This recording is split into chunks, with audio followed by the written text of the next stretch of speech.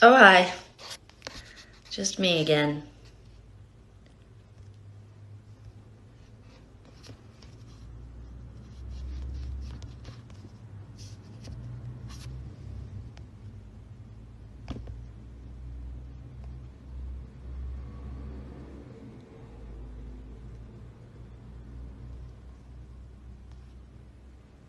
Okay, I'm still having the difficulties for some reason. I feel like I'm like one of those people who works in like the airplane where they have to tell how when airplanes can land and not land. I've got help things up. I've got how to connect to Instagram. Um, Thank you, Aditi. I really appreciate it. Okay, I feel there's been a technical. Okay, I'm not, no, there's no blame. I think we figured this out. Ian and I will speak to each other. Oh, yes. Okay, I see the Okra Project. Okay. Okay, I'm going to lift this up so I can get a better traction. Yep, was just about to place a comment as if that would be helpful. Oh, yeah, good. Turn the screen and look at my computer. Great. All right. My God, why? I see you. Why isn't this working? I'm gonna have to get like extra therapy this week. I see you. I see you. Go live.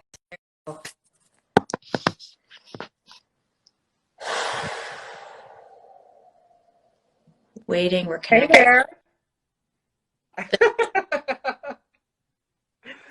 Oh, what fun. I mean, I've never been happier to see a person. Well, that's a great way to start an interview or a conversation. I could just sit here and stare at you in your square for 21 minutes and I'll just be delighted. Welcome. Thank you so much for having me. I I DM'd you yesterday about how I was so nervous. And that's where I went. So that's where I was the whole time. I was on my page, my personal page, and I was on the I Tegan and Sara page, not Tegan and Sara Foundation. So that's It's where I was. true. It's true. And I know I thought I had this moment when I logged off and I added your personal page because I thought, if this is the problem, is that there's communication difficulties. This is so boring. It's a great place for me to launch. Actually, deep in my questions for you, I was going to ask you about your own social media fatigue and if you were feeling overwhelmed and how you have been coping. I think it's a great place to start. It's not That's as a fabulous place to start. start there. That's what I'm thinking. Yeah, no, we're definitely experiencing a lot of fatigue over here at the Okra Project, and I am individually as well. But I think it's all for great reasons because we have like so many people who are reaching out to us and want to work with us. But what we encourage folks to remember is that we are a team of like four people, Yeah. and that fourth person was just recently added, kind of in the midst of all of this. So we have a lot of unread DMs, a lot of unread emails.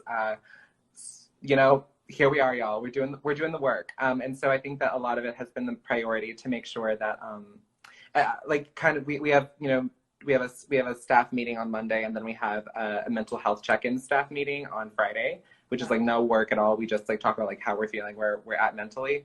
And on this yesterday's staff meeting, I reminded all of our crew, our team, just to be like, look, the point of this work is like all of this is great, all of this attention that we're getting, all of these followers, all of this stuff, but all of that is not what the work is. What the work is actually working with the people and working with our community and making sure that our people are taken care of. But also so grateful that I get to have moments like this with you and with all of you beautiful people who are watching. Yes, thank you to all the people who stuck it out through that through the technical difficulties. I'm sure Tegan is watching and just laughing so hard because she often is the one who connects these calls, and I just get to be the person who's connected too. So Mm-hmm. props to Tegan. You mentioned the work, what the work actually is. Tell Yeah. us. work. We want to hear about the Okra Project and sort of what you're broadly doing with the Okra Project, and also how you're responding to the needs of the community in real time as the weeks go on. Yeah, so the Okra Project, in our first iteration, we are a collective that seeks to address the global crisis faced by Black trans people all around the world, wherever we can reach them. Our initial sort of founding was on the principle of hiring Black trans chefs to go into the homes of Black trans people and cook healthy, home-cooked, and culturally specific meals for them. And then, I don't know if you've heard of this really unknown artist by the name of Miss Rona, but she's going through a small little world tour right now. We're just gonna see how it goes for her. Hope that she gets somewhere. But obviously she's kind of changed the game for everybody. Yeah. And so our first reaction to that was to create grocery bags that we were distributing to folks. Then we had a huge food donation, and we packed up the back of a car and went door to door, giving out basically having a traveling grocery store for folks. Mm-hmm. And then what happened was that we created the on May. Yes, May. I know where I am. What is time? But May 31st, quarantine standard time. We created the Nina Pop and Tony McDade Mental Health Recovery Funds, which set Black trans people up with one-time 100% free mental health therapy sessions with Black therapists, as a way to sort of address the growing climate of violence that we face on a daily basis, as well as the growing number of deaths that we face on a daily basis. It's incredible, and I love this sort of ecosystem of things that you're trying to do with the Okra Project. And it's really interesting to me that so much of our physical health, and I think about the way we eat or the way that we treat our bodies, is so deeply connected to our mental health. And when I saw the and sort of the aim of what those funds are trying to do, it made me think about some of the work we've done with the Tegan and Sara Foundation around cultural competent healthcare. And I think a lot of people, that's a lot of words. It's a bit of a word salad, but I would love to talk about that with you, around this idea of cultural competency, whether it's, like you said, culturally specific meals, or it's about working with healthcare professionals who we are not walking in the room and explaining something about ourselves to them. They're the professional. They understand, and they have that knowledge base. I'd love to talk about that with you, because that seems to be so central to the work that you're trying to do. Absolutely. I mean, I think that part of the relevancy around the work that we do is that we are of the community. The folks that we are serving are, strangers to us in some ways and family to us in many other ways. Many of the folks that we're serving are folks that we spend time with in community. Many of you, our sister organizations and sibling organizations are folks that we commune with, socialize with, chat with. There are lots of group chats. Y'all ain't never gonna know nothing about what happens in them. But there are lots of spaces that we're holding for all of our folks. And I think that in regards to the larger scope of things, beyond kind of what we are doing specifically at the Okra Project, I think, is the recognition that the necessity of cultural competency across the board requires a lot more in-depth work than I think that a lot of people are ready to talk about. The reality of creating culturally competent healthcare is not just about, checking boxes. It's about actually looking at the day-to-day procedures. A lot of the barriers that trans people face are kind of those everyday things. I was just in a meeting talking about an institution, and we're kind of trying to address sort of the larger framework of how they want to do EDI, or equity, diversity, and inclusion work. And something that I brought up is the reality that for many trans people, when we fill out payroll information, we have to use a name that we no longer use in the space. And sort of there's this very strange toxic, almost power dynamic that exists between those who create payroll and those individuals who are employees that are trans, because these people now have access to names that we may not want to be ever referred to. They now have access to information about us that we may not want to share. And those are just some of the small ways. And often like, when they're putting things through systems, those systems don't take into account like, chosen names, preferred pronouns and things like that. They just refer to you by what like, government IDs have. And obviously the institutional government has made it incredibly difficult for people to get those IDs, to get those forms that say, this is who I am and this is how you should refer to me. And so I think that part of that cultural competency work is making sure that we are a part of the solution, that we are central to the solution even. Yeah. I think that's huge. And it is so insidious within the, like, it's not just one system, it's kind of like built into every system. And so when you start, I think when you start to recognize it, you see it everywhere. It can be overwhelming. This is going to be an abrupt question change, like coming. Love it. I'm mostly thinking about this because when I was going through your bio and looking at your work just outside of the Okra Project, I saw that you do a lot of podcasting, and and I've been thinking a lot about podcasting just sort of like in general culturally, but also as a part of these political movements, and this opportunity to sort of work in items that like as a sort of like almost like, I say punk because that's kind of the world I grew up in, but like almost like a punk response to being ignored or underserved by other forms of media. So like traditional radio that's so contingent on like advertising and sort of like checking boxes and saying the right things, or television, of course. But podcasting is a medium, especially because it's an affordable way for you to sort of create storytelling or ideas or interviews. And there are so many ways to get that information out. I wanted you to talk about it because you're obviously using that medium a lot to talk about the work, not just political work, but you're a performer as well. And so I just was interested sort of like what your experience is, where you're where your inspiration is. Are there other podcasts that you feel like are doing great work or talking about things? Just podcasting in general. Yeah, absolutely. I've always I feel a sneeze coming on, so it becomes it's gone now. It's gone now. Yes. Even my sneezes have a stage presence. Okay. So I think that podcasting for me, I've always found great comfort in that. I think when I first moved to New York City, like, I moved here and I didn't know anyone here. I knew like a couple people who had graduated from my school, perhaps, like, or I think one person who graduated from my school. But I moved to New York City pretty much because like I had a dream and I was following it, and I had a job and an apartment, and so. But when I first moved here, like so much kind of like, finding community, particularly, when because of how systems are in place, sometimes it can be hard to find like your community and where you want to be. And so podcasting was like a really great way that I could find my community, find my folks. Like I started listening to The Read with Kid Fury and Crystal, and that has always been like a source of such great comfort for me.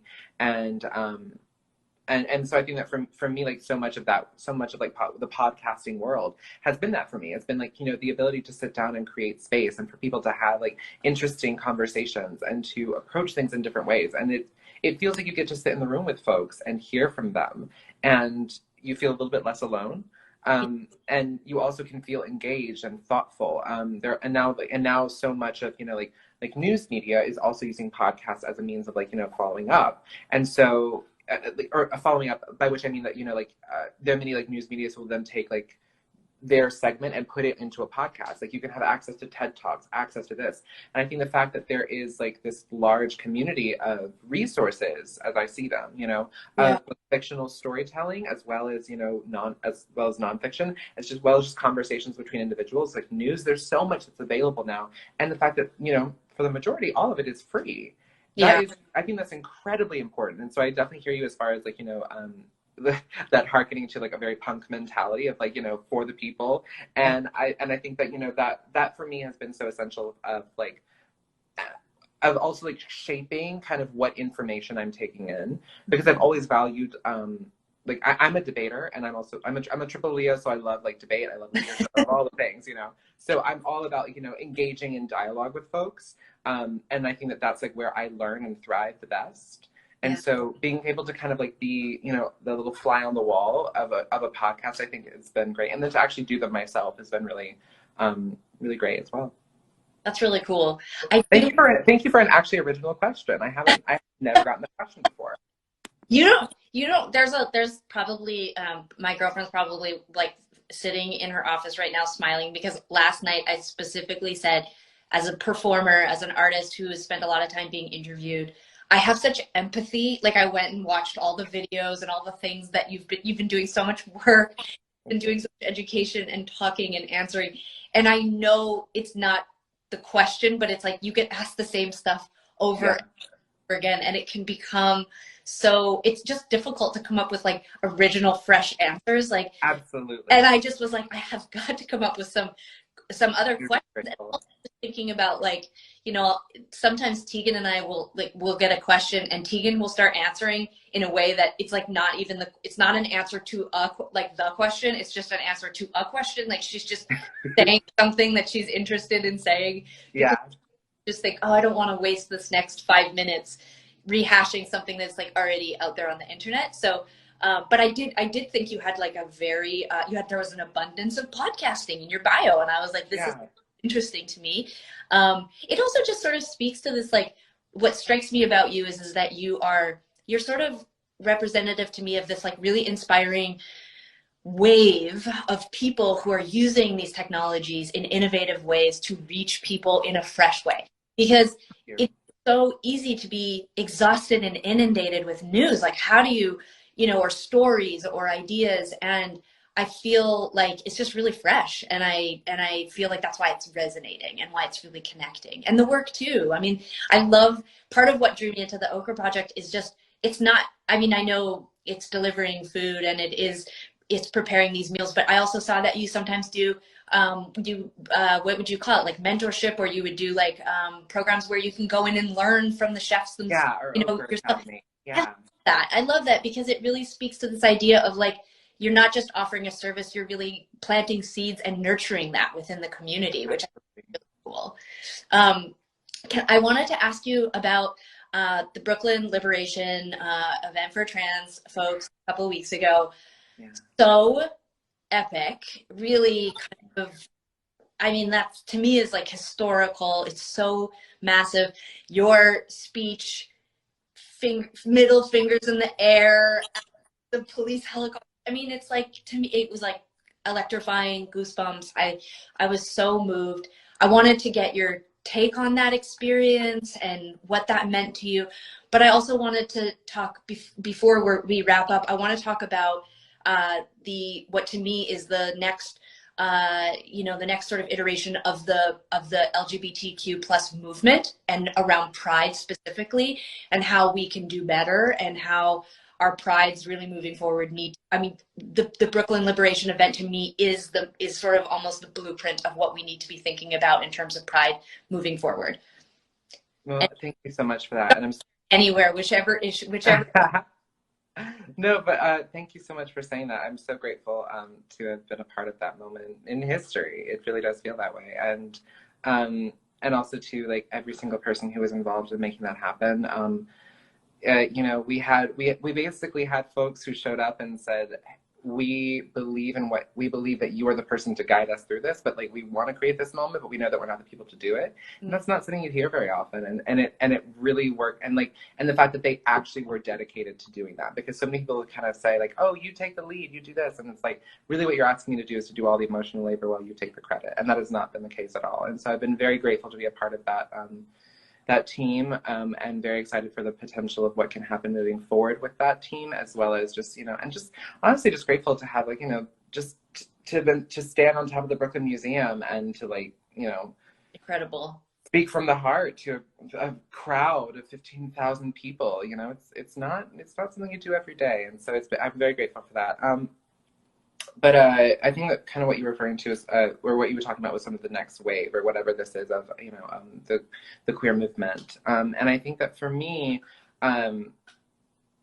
what I felt that day is something that I feel like has been missing from a lot of sort of mainstream prides for a while now, which is the joy in resistance.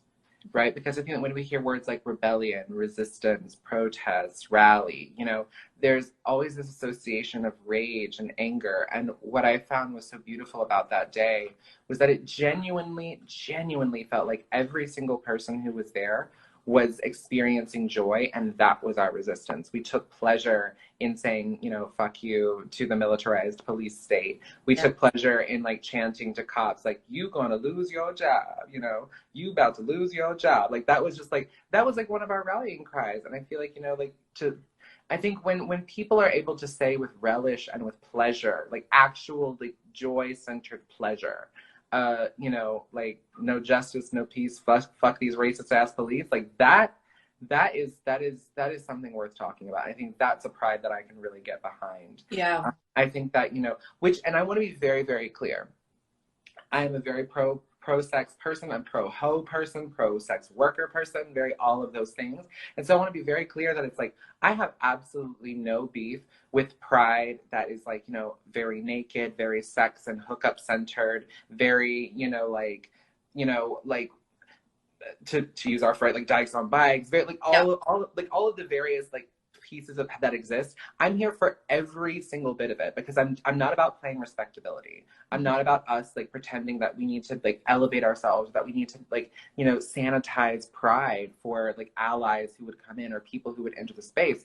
I believe that pride should be everything that we want it to be. But I think that the problem that I've seen in sort of the corporatization of pride is that we are marching with the very people who we were protesting when all of this began.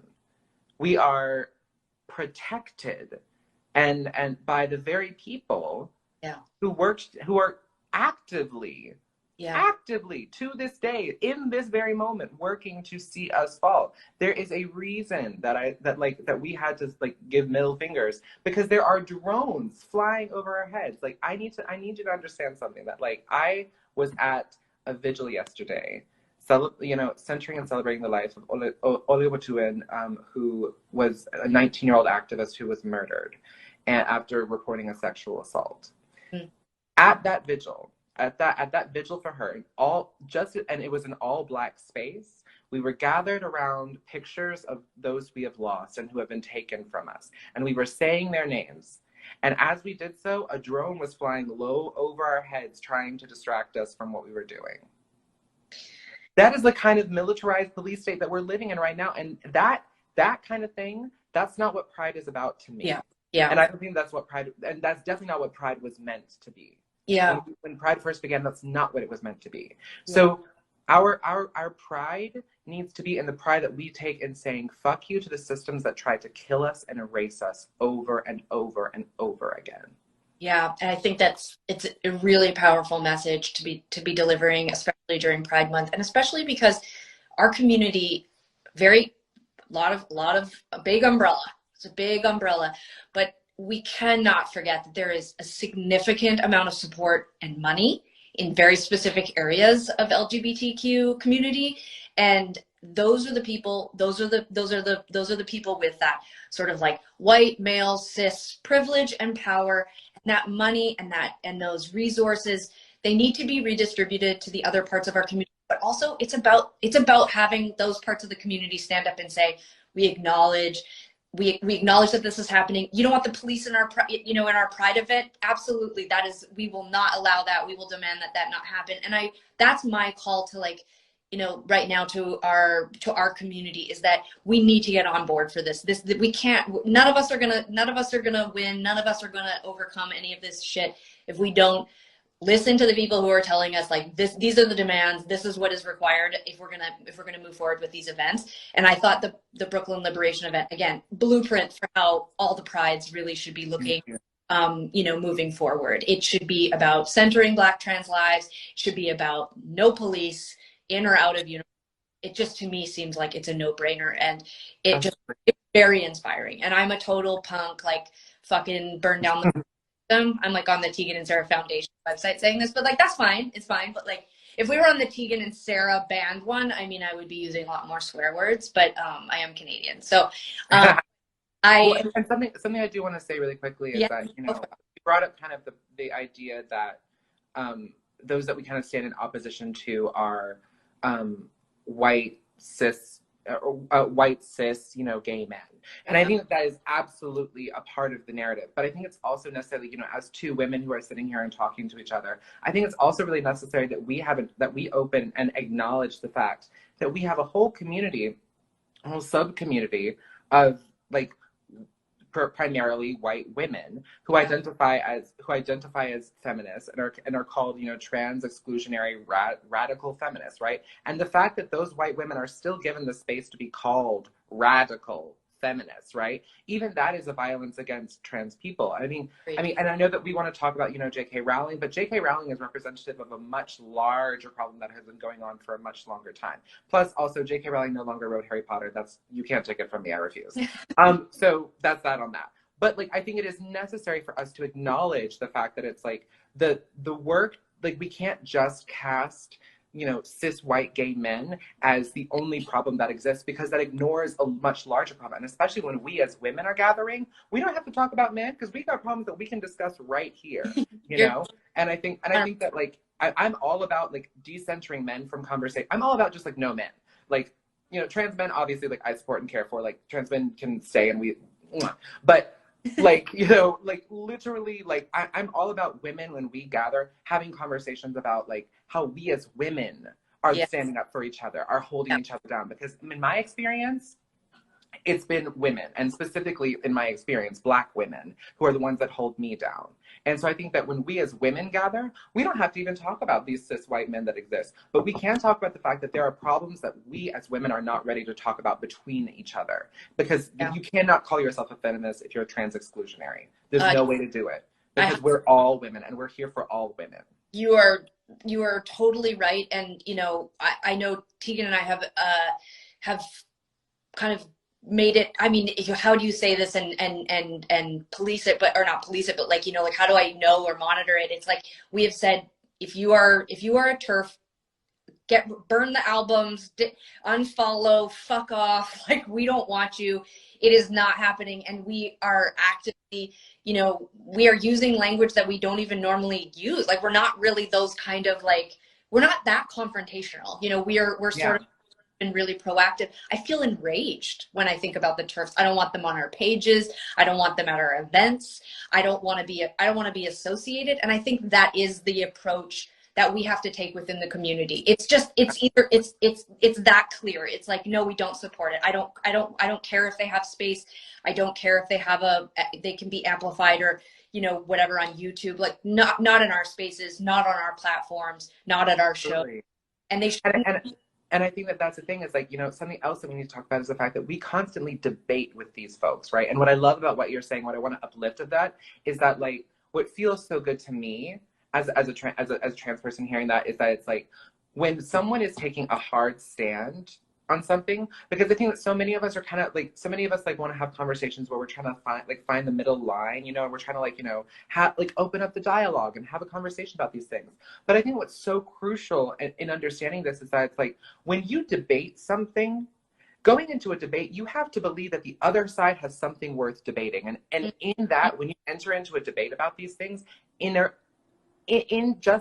that moment, you have betrayed trans people in that way. Don't enter into debates with TERFs. Don't enter into debates with any of it. Take this approach. And I'm talking to the kind of the people who are listening as well as, you know, in general, just like, take this approach of like, no, we ain't having any of it, because that's the level that we now have to be at, because people are dying over and over and over again, and it's not, and the numbers aren't going down, and the people, like, because we need to think about these people as more than just numbers. These are people who had families, who had people that loved them, people that care for them, people that could not, like, who would wake up and text them first thing in the morning, and that was their process. And now that is ripped from people's lives, you know?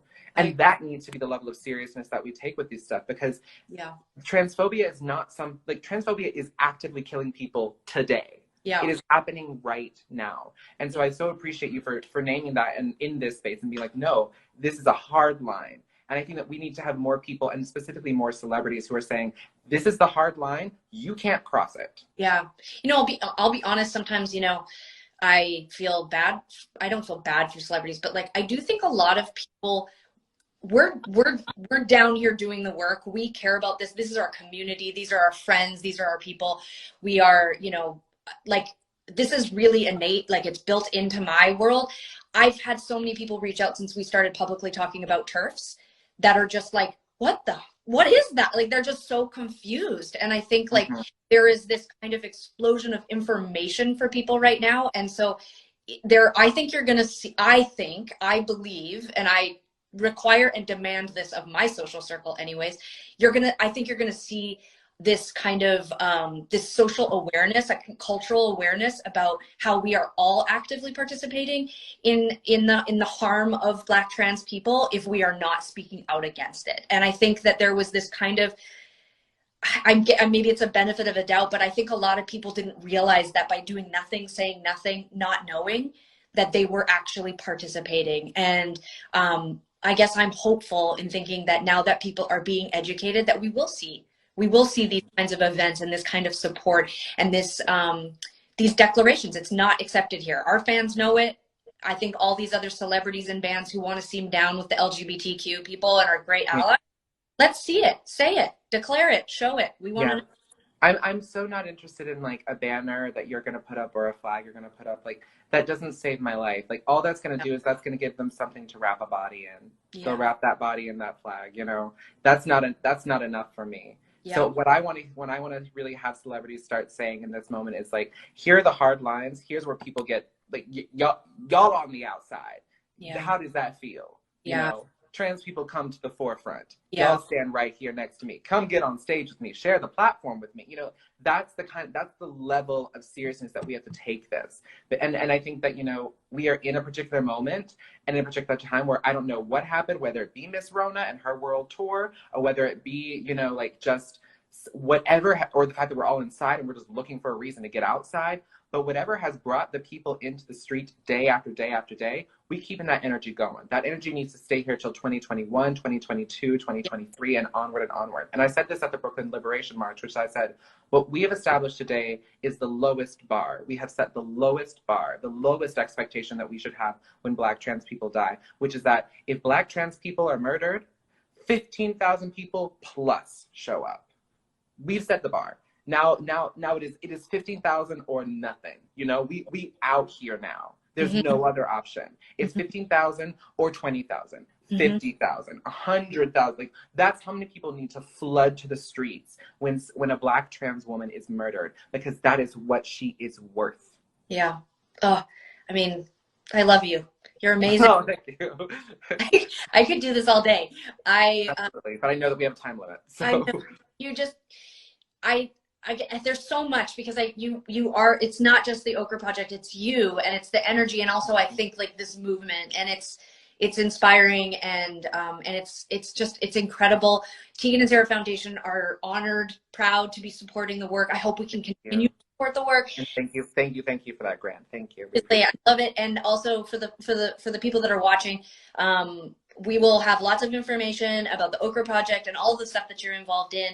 And I hope that we get to do this again. I thank you for your time. I'm here for it. Let's do it. It was awesome. Great. Sounds awesome. Thank you so much. Thank you. Thanks to everybody. Thank you. Bye. Bye, everyone. Thank you for coming. Like I invited them.